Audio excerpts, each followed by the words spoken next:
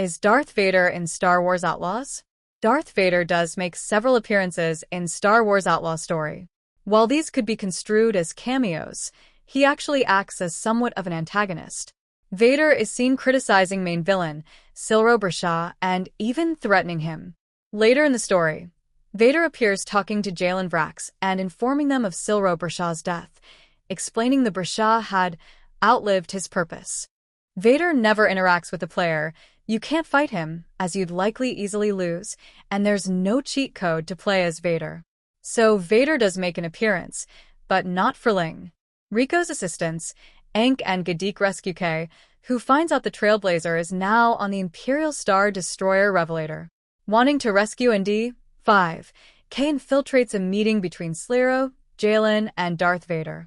Vader agrees to let Jaylen take control of Zerek Besh, and Jaylen reveals to Sliro that he is actually his older brother before killing him in revenge for betraying and hunting down their family.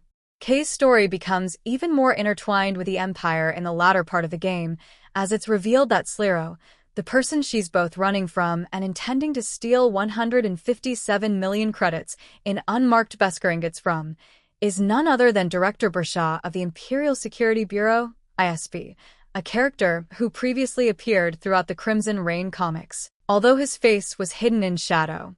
Zerek Besh was a front for the Empire, and Sliro has been able to use this organization to infiltrate the criminal underworld and gather intel not only on those who oppose the Empire, but also on some of its highest-ranking members. Following a call between Sliro and the bounty hunter Vale, who he hired to find Kay, Darth Vader enters Sliro's office.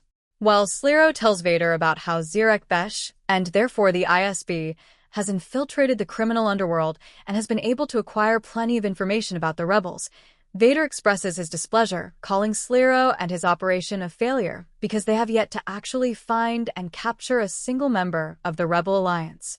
Sliro dares to talk back to Vader, calling this claim nonsense, and telling him how important the ISB is to the Empire's victory in the war, calling it the most groundbreaking intelligence network the Empire has ever seen, before making the statement that it has accomplished more in weeks than the entire Imperial Army, before further criticizing the Imperial Army for its failures with the rebels as well.